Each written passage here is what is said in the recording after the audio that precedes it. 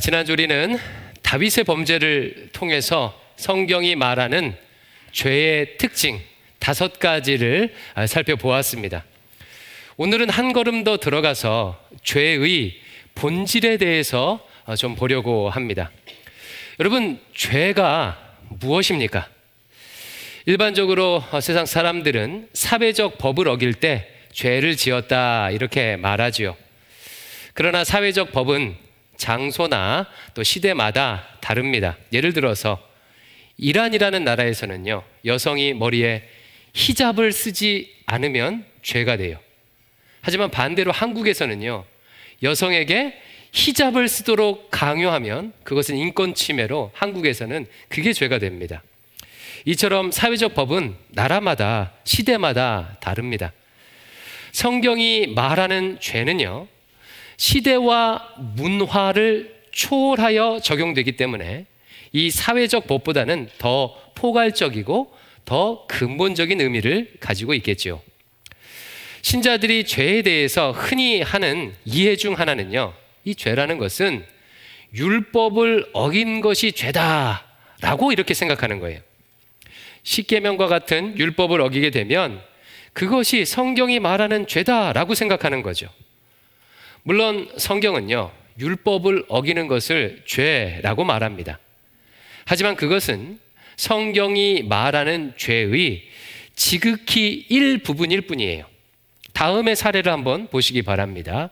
여러분, 거짓말하는 것은 성경적으로 죄입니까? 아닙니까?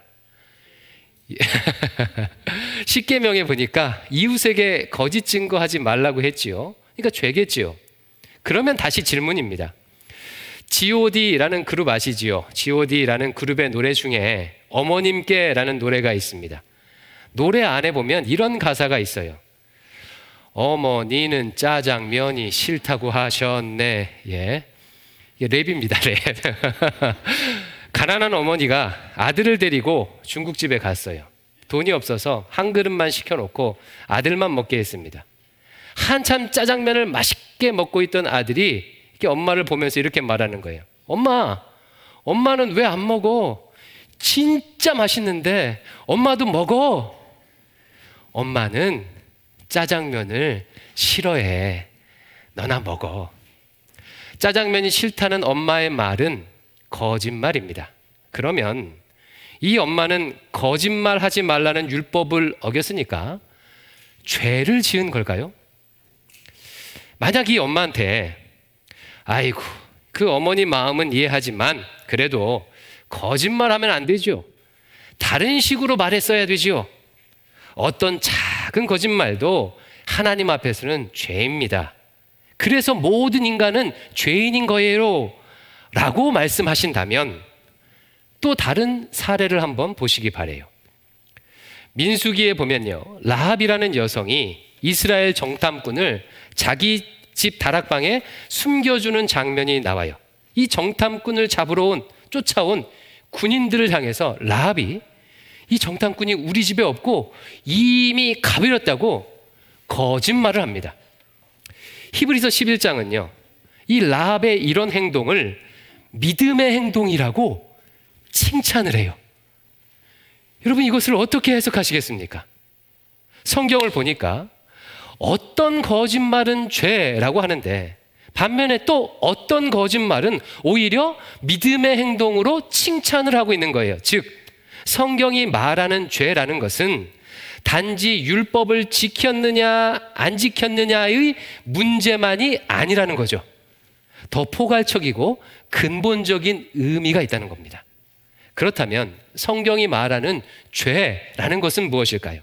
성경에서 죄라는 단어는 히브리어로는 하타, 헬라어로는 하마르티아라고 합니다.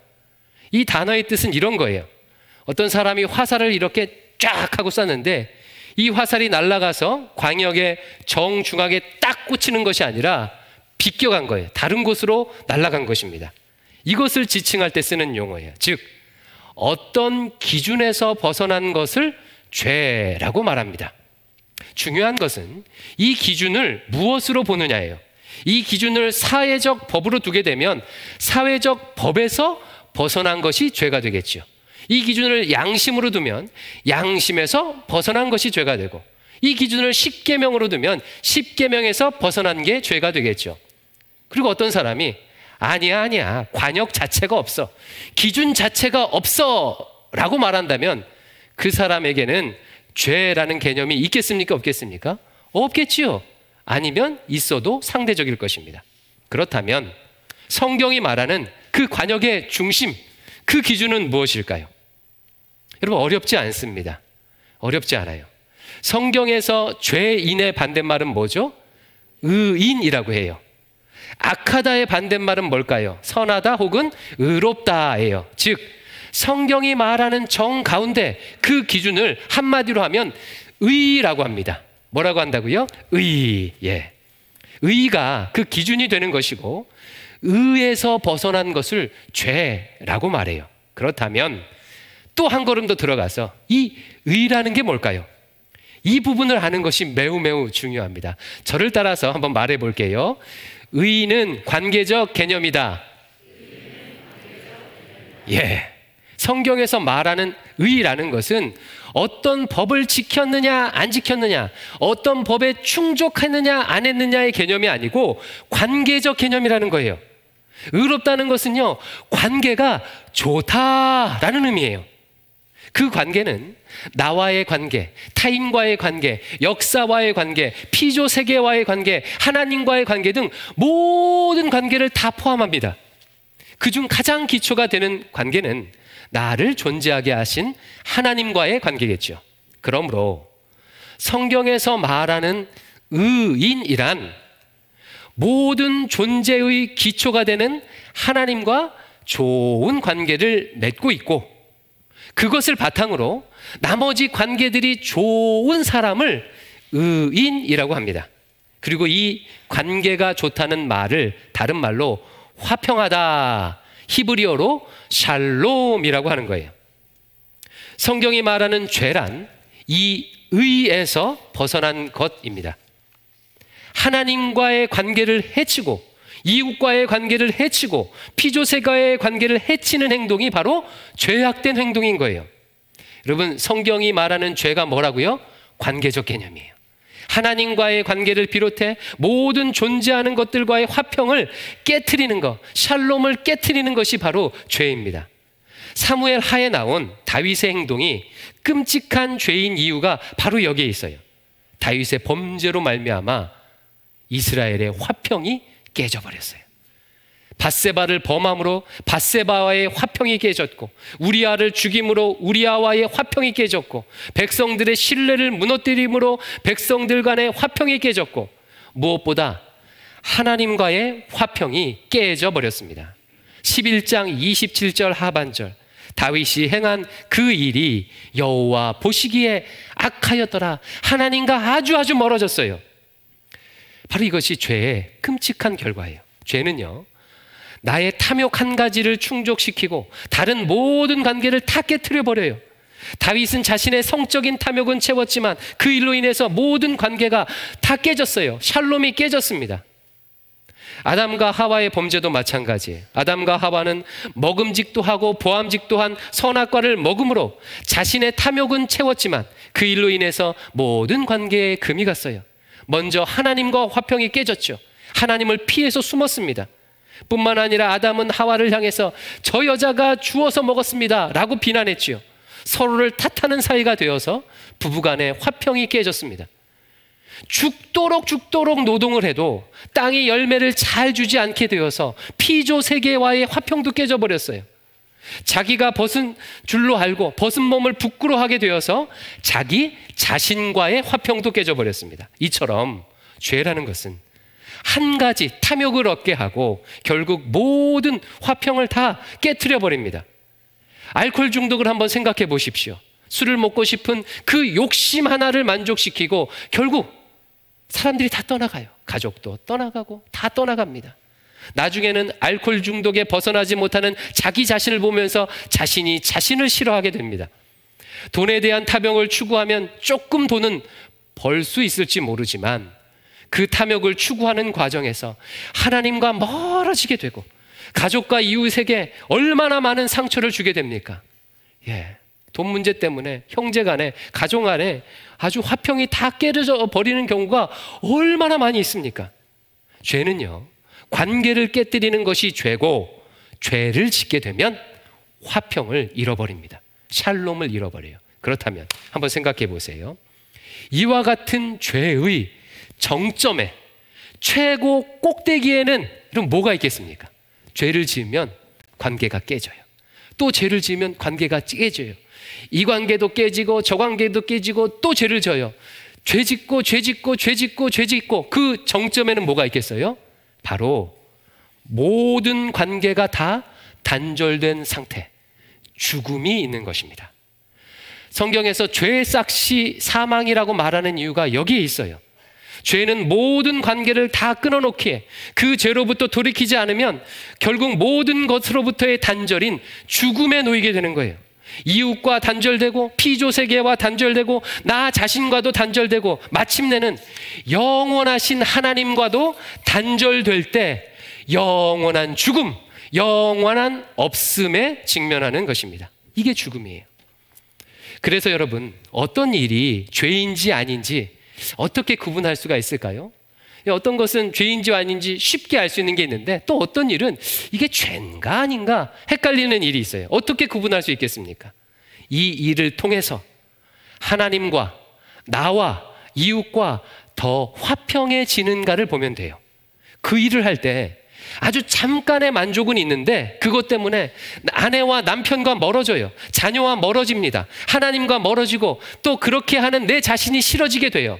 그러면 지금 이 사람은 뭐 하고 있는 거예요? 죄 짓고 있는 것입니다. 반대로 그 일로 인해서 하나님과 화평하게 되고, 이웃과 화평하게 되고, 나로 인해서 내가 속한 곳에 화평이 임하게 된다면 지금 그 사람은 어떻게 사는 거죠? 의로운 행동을 하는 것입니다. 의로운 행동을 하는 거예요. 짜장면이 싫다는 어머니의 거짓말을 죄라고 할 수 없는 이유가 여기 있어요. 어머니는 지금 화평을 이루고 있습니다. 이제 한 걸음 더 나아가 볼게요. 사무엘 하는요, 다윗이 이렇게 화평을 깨뜨려서라도 자기 탐욕을 채우는 과정을 아주 잘 묘사하고 있습니다. 그래서 그것을 보게 되면 죄의 실체가 뭔지 우리가 더 잘 알 수가 있어요. 다윗의 범죄 사건은 다음의 배경 설명과 함께 시작을 해요. 11장 1절입니다. 같이 읽어볼까요? 시작. 그 해가 돌아와 왕들이 출전할 때가 되매 다윗이 요압과 그에게 있는 그의 부하들과 온 이스라엘 군대를 보내니 그들이 암몬 자손을 멸하고 랍바를 애워쌌고 다윗은 예루살렘에 그대로 있더라. 그 해가 돌아와 왕들이 출전할 때라는 것은요, 앞선 10장에 나온 전쟁의 연장선이에요. 앞선 10장에서 이스라엘은 암몬 족속과 전쟁을 벌였는데, 그 전쟁이 마무리되지 않은 채 추운 겨울이 오게 된 거예요. 그래서 전쟁이 잠시 소강 상태가 되었고, 드디어 봄이 와서 출전할 때가 되었다라는 말입니다. 다윗은 그의 부하와 온 이스라엘 군대는 전장에 보내고 자신은 예루살렘에 그대로 있었습니다. 여러분 보시기에 이 1절의 이 배경 설명은요, 단지 때와 장소를 보여주기 위해 기록한 것 같습니까? 아니면 다윗이 전장에 나갔어야 됐는데 안 나가고 그냥 예루살렘에 있다라는 걸 보여주기 위해 기록한 것 같습니까? 전자입니까? 후자입니까? 느낌상 후자 같지 않습니까? 그렇지 않다면 왕들이 출전할 때라는 수식어나 그대로 있더라라는 등의 표현은 쓰지 않았을 거예요. 더군다나 암몬은요, 사울 때부터 이 하나님께서 반드시 진멸하라고 한 명령한 족속입니다. 다윗이 마땅히 나가서 이 사명을 완수해야 할 책임이 있어요. 하지만 나가지 않고 예루살렘에 있었다고 말하는 거예요. 다윗이 궁에 머물러 있는 것이 적절치 않음을 보여주는 가장 결정적인 증거는 다윗과 우리아와의 대화에서 나타납니다. 다윗이 자신의 범죄를 숨기기 위해 밧세바가 임신했다는 것을 어떻게 모면해 보기 위해 밧세바의 남편 우리아를 집으로 부르죠. 그래서 집에 자게 합니다. 우리아가 집에 들어가지 않았어요. 왜 집에 내려가지 않았느냐? 라는 다윗의 질문에 우리아가 이렇게 대답을 해요.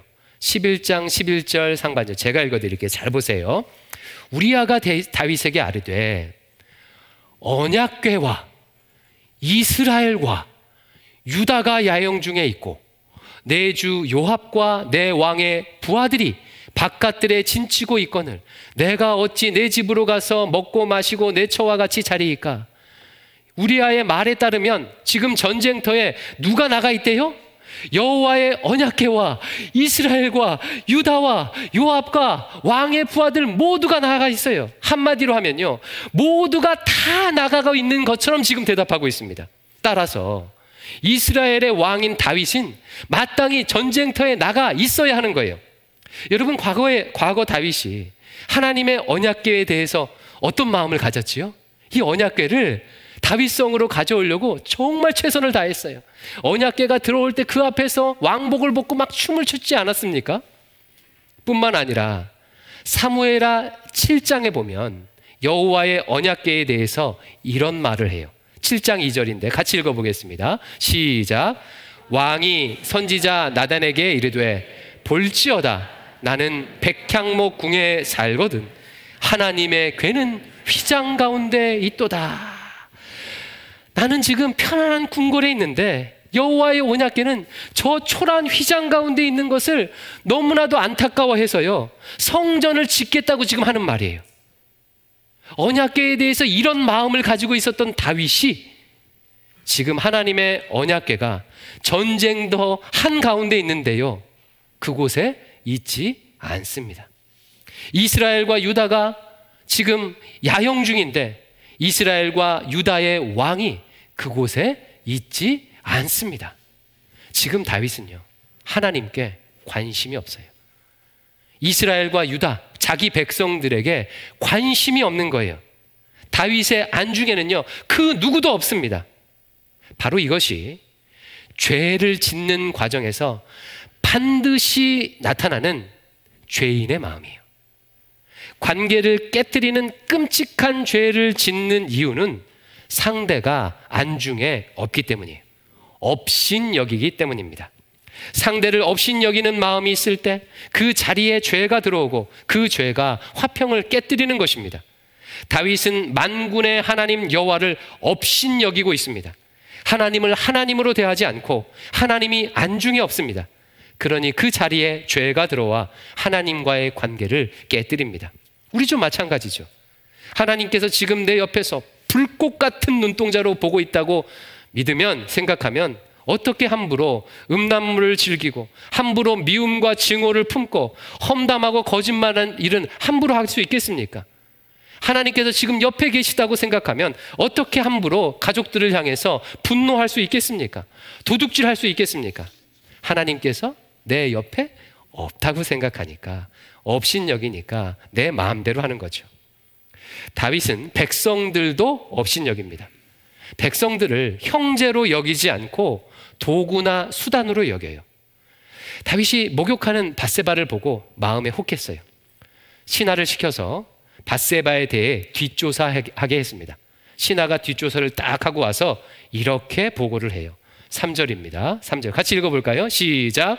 다윗이 사람을 보내 그 여인을 알아보게 하였더니 그가 아뢰되 그는 엘리암의 딸이요 햇사람 우리아의 아내 밧세바가 아니니까 하니, 밧세바가 어디 출신이에요? 엘리암의 딸이고 우리아의 아내라고 소개하고 있어요.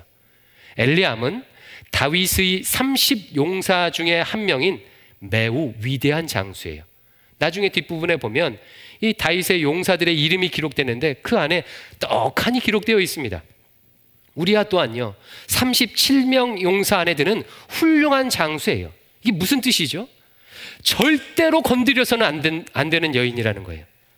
왕으로서 부하 장수에 대한 예의가 아니고 혹시 이 일이 알려지게 되면 어떤 끔찍한 일을 당할지 모르는 그런 배경을 가진 이런 여인이라는 거예요. 하지만 다윗은 그 보고에도 불구하고 밧세바를 데려와요. 자신에게 충성한 부하 장수들이 안중에 없는 거죠. 30명의 용사 안에 드는 사람도 안중에 없습니다. 업신여겨요. 이보다 더 끔찍한 장면이 계속해서 이어집니다. 우리아를 죽이기 위해 다윗은 군대 장관 요압에게 편지를 써요. 편지 내용이 뭐냐면 이 우리아를 전장의 가장 치열한 곳에 보내서 죽게 하라, 이런 내용이 써 있는데, 여러분 이 편지를 누구 편에 요압에게 보내는 줄 아십니까? 우리아 편에 보내요. 우리아 손에서 들려서요. 우리아 손에 들려서요. 우리아를 정말 업신 여기고 있죠. 요압은 이 명령대로 우리아를 죽을 만한 곳에 출전시켜요. 성경은 이 장면에 대해서 이렇게 묘사를 하고 있어요. 11장 17절 같이 읽어볼게요. 시작. 그 성 사람들이 나와서 요압과 더불어 싸울 때에 다윗이 부하 중 몇 사람이 엎드러지고 헷사람 우리아도 죽으니라. 자, 말씀 보니까 여러분 우리아만 죽었습니까? 아니에요. 다른 사람도 죽었어요. 다윗의 부하 중 몇 사람도 이 일로 인해서 함께 죽었다는 거예요. 자신의 죄를 은폐하기 위해서 부하 몇 명쯤은 아무렇지도 않게 죽이고 있는 것입니다. 다윗은 자신의 백성을 업신 여기고 있어요. 죄를 지을 때 반드시 나타나는 과정이 바로 이런 과정이에요. 상대방을 업신 여길 때 자신의 탐욕을 채우기 위해 마음대로 죄를 짓는 거예요. 직장 상사가 부하 직원을 업신 여기고 존귀한 인격으로 대하지 않을 때 자신의 욕심을 채우기 위해서 함부로 대하는 것입니다. 바로 이것이 죄고, 이렇게 죄를 짓기에 관계가 깨지는 거예요. 화평이 깨지는 것입니다. 싸우는 집에 한번 가보십시오. 꼭 나타나는 특징이 상대가 보이지 않아요. 업신여깁니다. 남편을, 아내를, 자녀를 존귀히 여기지 않고 업신여기니까 함부로 말하고 무시하고 폭력을 행하고 외도하고 죄를 짓는 거예요. 그러니까 관계가 깨지는 것입니다. 이것은 모든 집단, 모든 상황에 다 적용되지요. 죄가 있는 곳에는 항상 업신여기는 일이 먼저 있습니다. 자연을 하나님이 창조하신 소중한 곳으로 여기지 아니하고 업신여기니 함부로 훼손하는 것입니다. 그 죄로 인해서 자연과의 화평이 깨지는 거예요. 악한 지도자가 이웃 나라를 업신여기니 미사일을 쏘아대고 심지어 핵을 쏠 생각을 하는 것입니다. 그러니 화평이 깨지는 거예요. 전쟁이 일어나는 것입니다. 이것이 바로 죄의 실체예요. 그러면 마지막으로요, 여러분 한번 생각해 보세요. 이상의 내용을 바탕으로 이런 다윗의 모습을 한마디로 표현한다면 어떻게 표현할 수 있을까요? 저는 이렇게 표현할 수 있을 것 같아요. 사무엘하 11장에 나오는 다윗은요, 지금 온 세상의 주인입니다. 다윗은요, 지금 신으로 있어요. 하나님도 안중에 없고 백성들도 안중에 없어요. 자기가 원하면 모든 것을 얻을 수 있고 할 수 있고 모든 상황을 통제할 수 있을 것처럼 생각하지요. 비밀을 감출 수도 있고 사람을 죽일 수도 있고 살릴 수도 있어요. 이 순간 다윗은 마치 신과 같습니다. 사무엘하 11장에 보면 특별히 자주 쓰이는 동사가 하나 있는데 보내다라는 동사예요. 한번 집에 가서 나중에 읽어보세요. 이 보내다라는 동사가 자주 나옵니다. 이 동사는 다윗을 중심으로 기록이 되어 있어요. 다윗이 사람을 보낼 때 사용하거나 반대로 누군가가 다윗에게 사람을 보내줄 때 이 동사를 사용해요.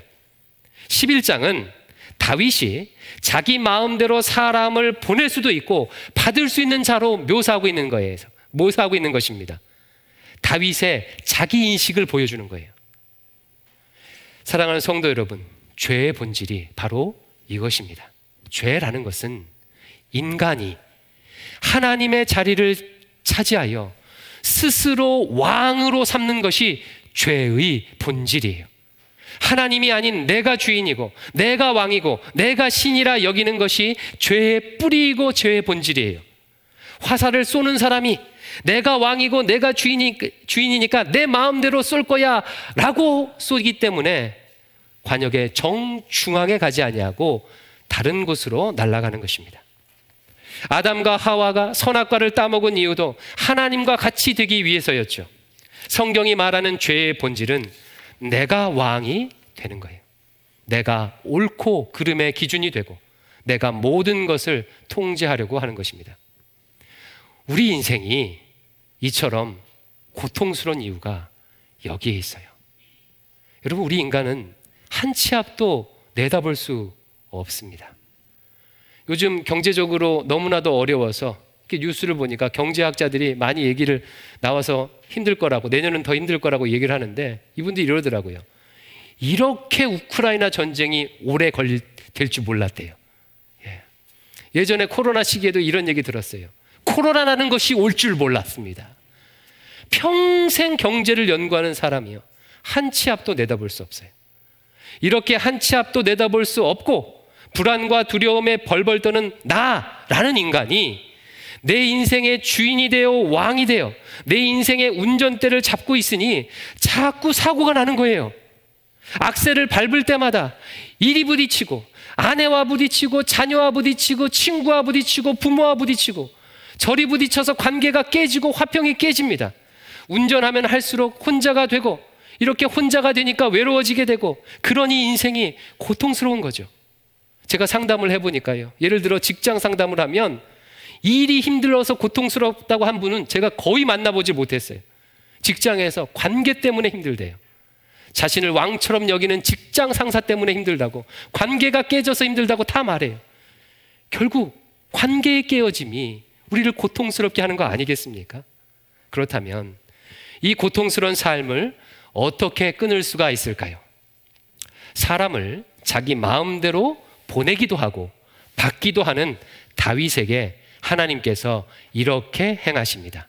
12장 1절 같이 읽어볼게요. 상반절입니다. 시작. 여호와께서 나단을 다윗에게 보내시니, 하나님이 나단을 다윗에게 보내셨어요. 다윗이 아니라 하나님이 보내시는 분이라고 말하는 거예요. 반대로 다윗으로 하여금 보내는 자리에서 내려오라는 것입니다. 이렇게 보냄받은 나단은요, 다윗에게 가난한 자의 것을 빼앗은 부자 얘기를 합니다. 지난주에 우리 살펴봤지요. 가난한 자의 양을 취해서 손님을 대접한 부자 얘기를 해줘요. 이 얘기를 들은 다윗이 그 나쁜 부자를 마땅히 죽을 자라고 분노하게 됩니다. 이때 나단이 다윗에게 이렇게 말해요. 12장 7절, 이것도 같이 읽어볼게요. 시작. 나단이 다윗에게 이르되 당신이 그 사람이라. 여러분, 원어로 보면 훨씬 더 셉니다. 아타 이샤. 무슨 뜻이냐면요, 네가 그 인간이야, 이런 뜻이에요. 네가 그 인간이야. 신의 자리에서 내려오라는 거예요. 너는 신이 아니고 왕이 아니고 인간이다. 인간 다윗으로 내려오라고 선포하는 것입니다. 사랑하는 성도 여러분, 이것이 죄에서 벗어나는 길이에요. 광야에 있을 때 다윗은요, 겸손히 하나님을 만났고 자기 백성들과 겸손히 함께 했지요. 그때의 인간 다윗으로 내려오는 것이 사는 길이다 라고 말하는 것입니다. 결국 하나님께서는 이후의 사건들을 통해서 다시 다윗을 광야로 보내 이 일을 행하십니다. 마지막으로요, 하나님 앞에서 겸손히 자기를 낮추는 이 일을 훌륭하게 해낸 인물 한 명을 소개하고 마치려고 합니다. 이 인물은요, 오늘 본문의 다윗과 완전히 대조가 되는 정반대의 인물이에요. 다윗은 한낱 인간임에도 불구하고 신처럼 군림하다가 샬롬을 깼죠. 하지만 이분은요, 온 천지 만물을 창조하신 하나님, 신이신데도 불구하고 우리를 구원하기 위해 인간으로 낮아지셨어요. 다윗은 자신의 탐욕을 위해서 충성스러운 우리아의 목숨을 앗아갔지만, 이분은요, 죄인된 인간의 생명을, 인간을 구원하기 위해서 자신의 생명을 기꺼이 십자가에 내어 주셨습니다. 다윗은 자신의 높아짐으로 인해서 온갖 관계를 다 해쳤습니다. 다윗의 범죄로 이스라엘은요, 화평이 사라졌어요. 자식들이 죽고 죽이고 반란이 일어나고 샬롬이 깨어져 버렸어요. 하지만 이분의 낮아지심으로 인하여서 이 세상에 샬롬이 임하게 되었습니다. 하나님과 원수된 우리가 화평하게 되었고 막힌 담들이 무너져서 사랑할 수 있는 길이 열리게 되었습니다. 사랑하는 성도 여러분, 이분이 누구십니까? 역설적이게도 다윗의 자손, 우리 구주 예수 그리스도이십니다. 이 두 가지 길 중에 어느 길을 따라가시겠습니까? 바라기는 그리스도 예수님과 온전히 연합하여 하나님 앞에 겸손한 인간으로, 피조물로 서시기 바랍니다. 인생의 왕좌에서, 가정의 왕좌에서, 자녀의 왕좌에서 내려오십시오. 그것이 살 길입니다. 그것이 나와 가정과 이 땅의 화평을 이루는 길입니다. 기도하겠습니다. 아버지 하나님, 못된 죄악된 습성으로 자꾸 주인 행세하는 어리석은 저희들을 불쌍히 여겨 주시옵소서. 왕 되신 하나님께 내 인생을 다시금 맡기기로, 내 인생의 운전대를 맡기기로 결단하오니 주여 찾아와 주셔서 다스려 주시옵소서. 예수님 이름으로 기도드립니다. 아멘.